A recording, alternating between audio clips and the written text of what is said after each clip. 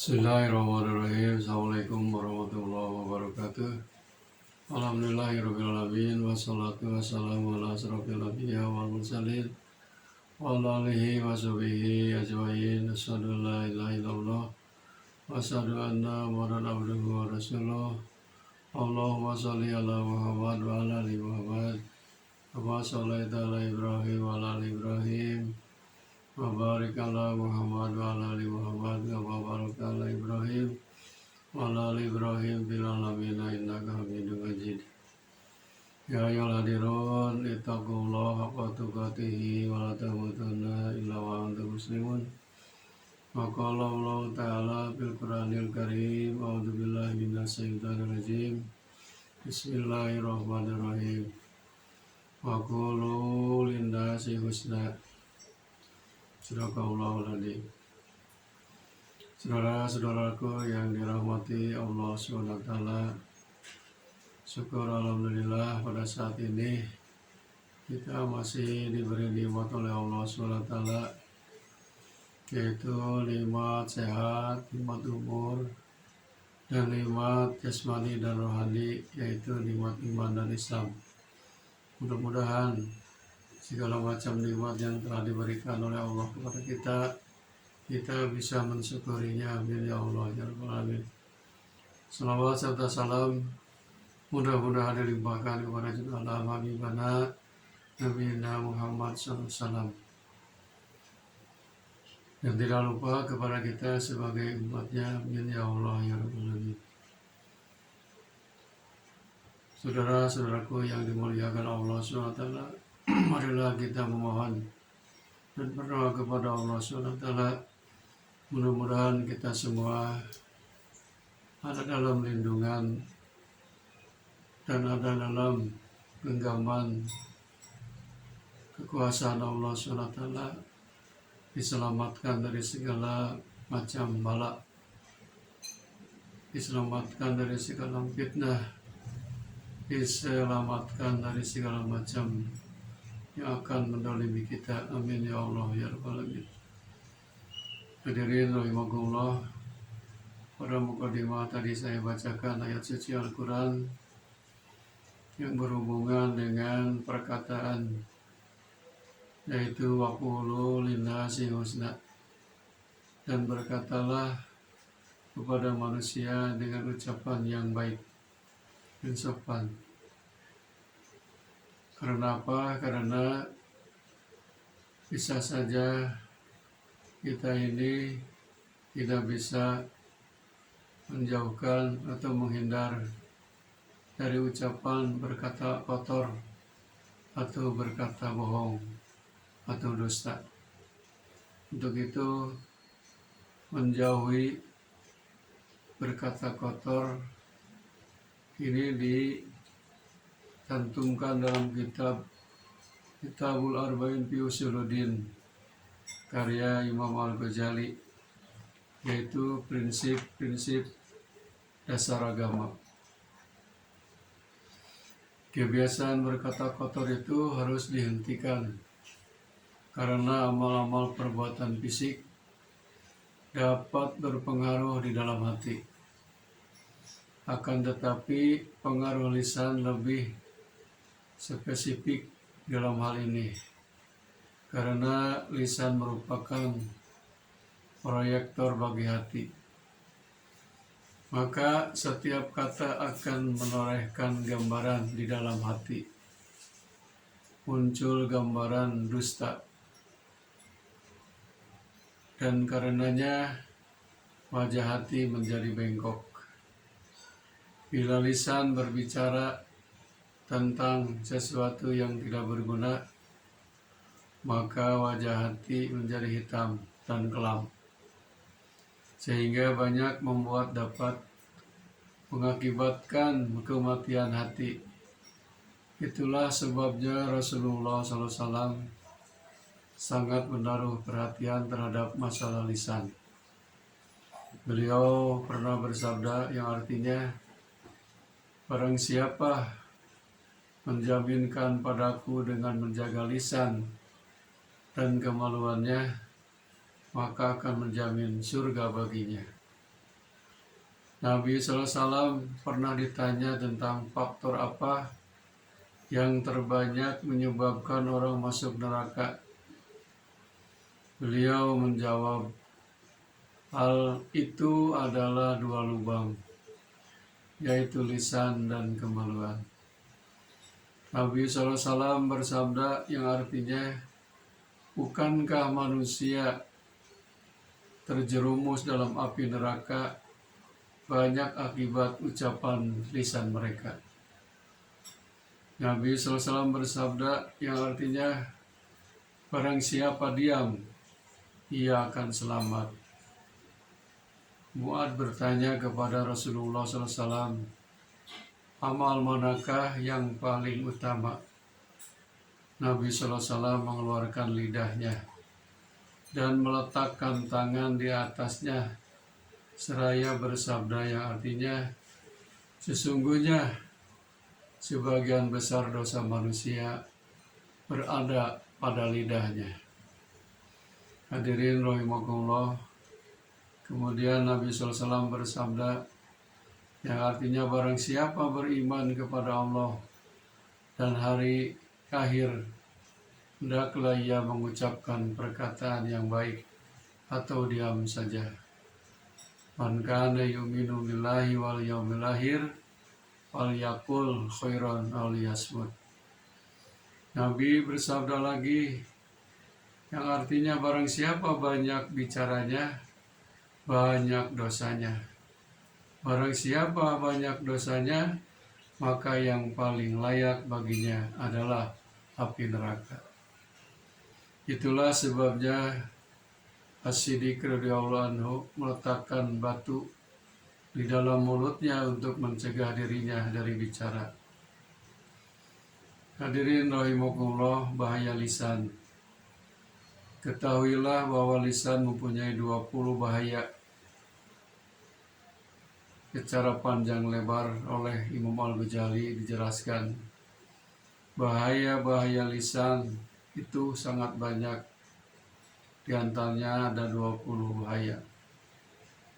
Tapi di sini akan dijelaskan oleh Imam Al-Ghazali, cukup berpegang pada satu ayat saja.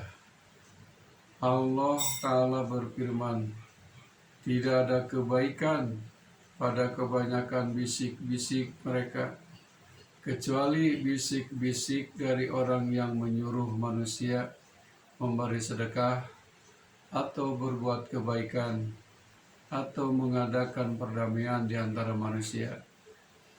Dan barang siapa yang berbuat demikian karena mencari ridha Allah, maka kelak kami memberi kepadanya pahala yang besar. Surat An-Nisa ayat 114. Artinya, hadirin yang mulia, tidak usah berbicara tentang sesuatu yang tidak bermanfaat bagi kita. Kita cukup berbicara mengenai sesuatu yang penting saja, maka kita akan selamat. Anas radhiyallahu anhu berkata, seorang pemuda mati syahid dalam perang Uhud. Ternyata di perutnya terikat sebuah batu karena lapar.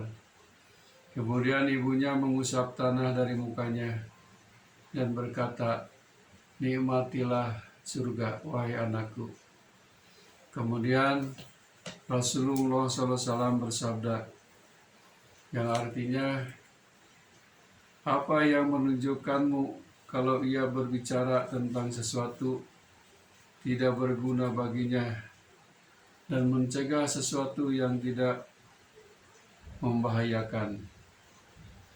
Batasan mengenai perkataan yang tidak perlu adalah perkataan yang bila ditinggalkan, maka ia tidak kehilangan pahala dan tidak menimbulkan sesuatu yang mendesak. Barang siapa yang membatasi ucapannya pada ukuran ini, tentu ia sedikit bicaranya. Hadirin rahimakumullah, sebaiknya setiap orang dapat mengukur dirinya sendiri. ketika mengungkapkan sesuatu yang tidak berguna baginya, sebab bila ia menyebut Allah Ta'ala sebagai pengganti kalimat tersebut, niscaya hal itu akan menjadi salah satu simpanan kebahagiaan. Bagaimana mungkin akal sehat kita membiarkan salah satu harta terpendam tersia-sia, lalu justru mengambil lumpur yang kotor. Dalam hal ini pun bila pembicaraannya tidak mengandung dosa. Bila mengandung dosa berarti meninggalkan harta terpendam dan mengambil bara api yang menyala. Saudara-saudaraku yang dimuliakan oleh Allah SWT, itulah bahaya lisan. Kemudian berdusta karena situasi darurat. Boleh kita berbicara bohong, tapi dalam keadaan darurat. Ketahuilah bahwa dusta itu haram dalam segala hal, kecuali dalam situasi darurat. Sampai suatu ketika, seorang perempuan berkata kepada anaknya yang masih kecil, "Nak, mari ke sini, nanti ku beri sesuatu." Lalu Nabi SAW bertanya kepadanya, "Apa yang akan kau berikan kepadanya jika ia menghampirimu?" Perempuan itu menjawab, "Sebuah kurma." Nabi SAW bersabda lagi, "Seandainya kamu tidak memberinya, niscaya dicatat dusta atas dirimu." Hendaklah manusia menghindari dusta, sekalipun hanya dalam bentuk hayalan dan bisikan hati. Karena hal itu akan tertanam di dalam jiwa lukisan yang bengkok, sampai mimpinya pun mimpi dusta, sehingga rahasia-rahasia alam malakut tidak dapat tersingkap dalam mimpinya. Pengalaman membuktikan hal itu. Memang dusta diharamkan, tetapi ada dusta yang ditolerir apabila kejujuran justru menjerumuskan kepada larangan lain yang lebih dahsyat daripada dusta. Maka berkata dusta diperbolehkan, sebagaimana diperbolehkannya memakan bangkai bila meninggalkannya justru menyebabkan bahaya yang lebih besar daripada memakannya, yaitu hilangnya nyawa. Hadirin, di sini disebutkan Ummi Kalsum radhiyallahu anha berkata, Rasulullah SAW tidak mengizinkan dusta dalam segala hal, kecuali dalam 3 hal dibolehkan. Yang pertama, orang yang berdusta dengan tujuan perdamaian, boleh. Yang kedua, orang yang berdusta dalam peperangan, boleh, strategis. Yang ketiga, suami berdusta kepada istrinya juga boleh demi kebaikan. Misalkan istrinya masak sop, ternyata masakan itu asin, terlalu banyak garamnya. Kemudian sebagai suami tidak mau menyinggung istrinya. Istrinya bertanya, "Bagaimana rasanya sop ini?" Padahal rasanya asin. Suaminya berdusta, enak sekali, sedap sekali. Padahal itu bohong, dusta. Itu diperbolehkan. Berdusta kepada istri demi kebaikan, daripada ribut, daripada banyak ngomong. Hal ini disebabkan apabila kita, contohnya musuh mengetahui rahasia strategi perang, maka mereka mudah menyerang dan mengalahkan kita. Begitu juga bila rahasia-rahasia suami diketahui oleh istri, timbullah petaka yang lebih besar daripada petaka disebabkan oleh dusta. Begitu pula dua pihak yang sedang bersengketa, Antara mereka akan timbul maksiat dan permusuhan yang terus-menerus. Bila mana mungkin mendamaikannya dengan dusta, maka hal itu lebih utama. Demikian diriwayatkan dalam hadis tersebut. Saudara-saudaraku yang dirahmati Allah Subhanahu wa taala, itulah dusta yang dibolehkan menurut ajaran Islam. Kemudian yang selanjutnya ada yang disebut ghibah. Apa itu ghibah? Menggunjing. Apa bahayanya ghibah dan menggunjing? Allah Ta'ala berfirman di dalam surat Al-Hujurat ayat 12 yang artinya, dan janganlah sebagian kamu menggunjing sebagian yang lain. Apakah salah seorang di antara kamu suka memakan daging saudaranya yang sudah mati? Jelas akan menjijikan, tidak ada yang mau. Nabi bersabda, ghibah lebih besar dosanya daripada zina. Allah Ta'ala mewahyukan kepada Nabi Musa alaihissalam yang artinya, barang siapa yang mati setelah bertobat dari ghibah, maka ia menjadi orang yang terakhir masuk surga. Dan barang siapa yang mati dalam keadaan terus melakukan ghibah, maka ia menjadi orang yang pertama masuk neraka. Hadirin rahimakumullah, inilah perkataan yang diucapkan lisan. Jadi jagalah lisan, hifdzi lisan, karena lisan ini bisa menyelamatkan diri, keluarga, maupun negara. Dan juga sebaliknya, dengan lisan bisa menimbulkan bahaya bagi diri kita, keluarga, dan negara.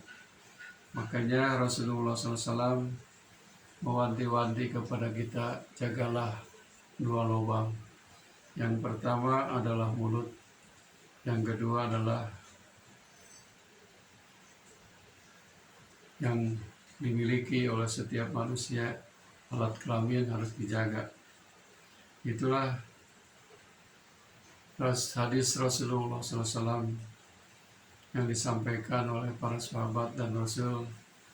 Kita harus selalu mewaspadai, berkatalah dengan manusia dengan ucapan yang baik, yang mengandung nasihat, yang bijaksana, yang berdasarkan agama.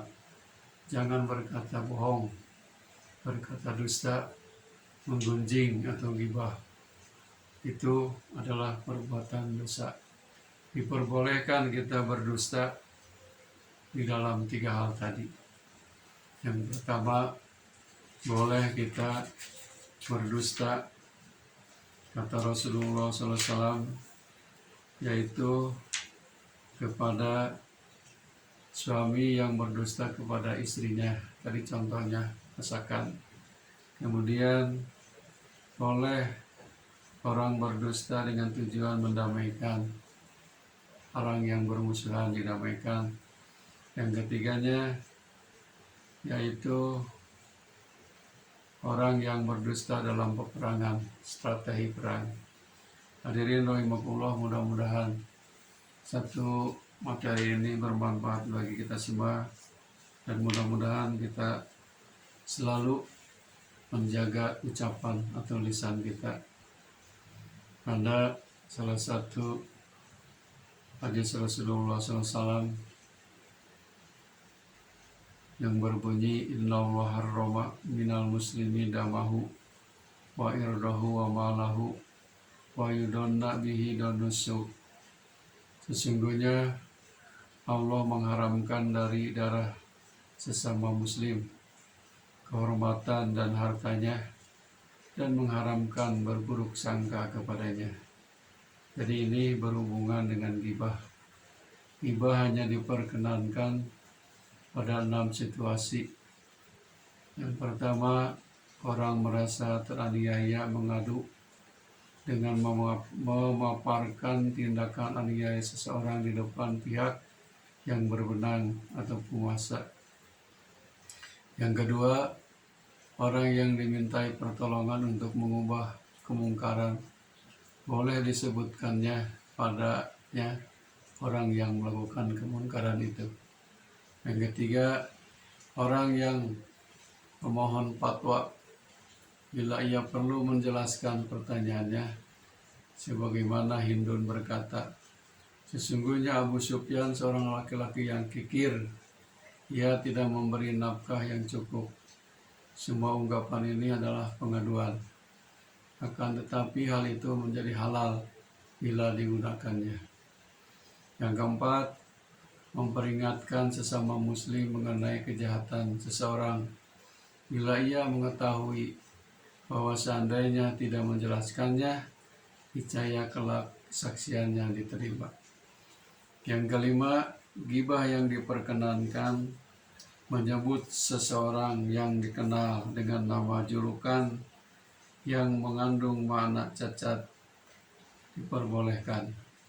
Dan yang terakhir, yang keenamnya, bila orang yang digunjingkan itu terang-terangan melakukan tindakan tercela dan ia tidak marah bila celanya tersebut dipaparkan seperti waria atau gerbong.